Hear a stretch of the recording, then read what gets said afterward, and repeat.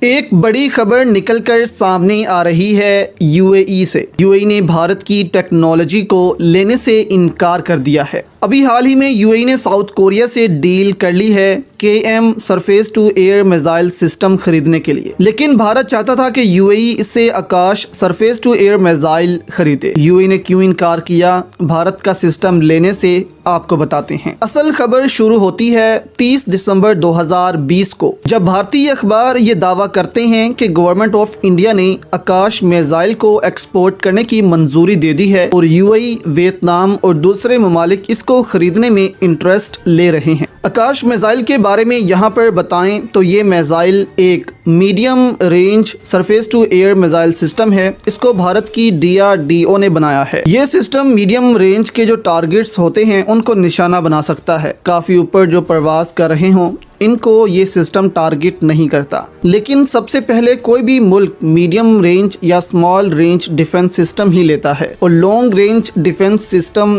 آخری چوائس کے طور پر لیے جاتے ہیں۔ جیسے ابھی حال ہی میں بھارت نے S-400 لیا ہے جس کی رینج 400 کلومیٹر تک ہے۔ اب اس خبر کے بعد بھارت کی حکومت نے اس بات کی اجازت دے دی تھی کہ اس کو ایکسپورٹ کیا جائے گا اور اس کی پیداوار بھی بڑھائی جائے گی۔ یہاں تک کہہ دیا گیا کہ جو UAE اور ویتنام اور باقی ممالک کو جو سسٹم ایکسپورٹ کیے جائیں گے وہ اس سے بہتر ہوں گے جو بھارت کی آرم فورسز استعمال کر رہی ہیں۔ یعنی بھارت نے پوری تیاری کر لی تھی 2020 میں کہ اب UAE کو یہ سسٹم ایکسپورٹ کریں گے اور ایک بھاری ڈیل کی جائے گی UAE سے۔ اب بھارت کو پروڈکشن پر لگا کر UAE نے یہ ڈیل، جس کی ورتھ 3.5 ارب ڈالرز ہے، وہ ساؤتھ کوریا کو دے دی ہے۔ دی یوریشین ٹائمز نے بھی اس کو شائع کیا ہے اپنے آرٹیکلز میں۔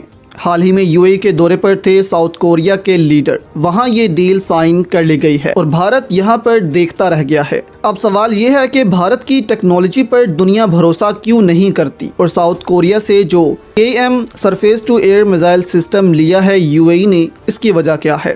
اس وقت دیکھیں تو دنیا میں بھارت مشہور ہے کہ وہ تمام تر اپنا اسلحہ خریدتا ہے دنیا سے۔ بھارت نے کبھی بھی اپنے آپ کو آرم مینوفیکچرنگ یا آرم پروڈیوسنگ کنٹری کے طور پر پیش نہیں کیا، بلکہ آرم بائنگ کنٹری کے طور پر ہی پیش کیا ہے۔ تو اس وجہ سے بھی دنیا بھارت کے بنائے ہوئے اسلحے کو نہیں خریدتی۔ اس کے برعکس پاکستان نے کافی پروگریس کر لی ہے اپنے آرم کو آرم پروڈیوسنگ کنٹری کے طور پر پیش کرنے کی، جس میں پاکستان کافی کامیابیاں بھی حاصل کر چکا ہے۔ اب حال ہی میں بھارت نے $350 ملین کی برہموس میزائل کی ڈیل کی ہے فلپین سے۔ اس کے جواب میں چین نے فری $1 بلین کے میزائلز دیے ہیں فلپینز کو، جس سے لگ یہی رہا ہے کہ چین برہموس کی ڈیل کینسل کروانا چاہتا ہے۔ اب اس پر بھی فلپینز نے اعتماد کیا کیونکہ بھارت اور روس نے مل کر بنایا ہے یہ برہموس میزائل، یعنی زیادہ تر ٹیکنالوجی اس میں روس کی ہی لگی ہے، اس لیے اس پر فلپینز اعتماد کرتے ہیں۔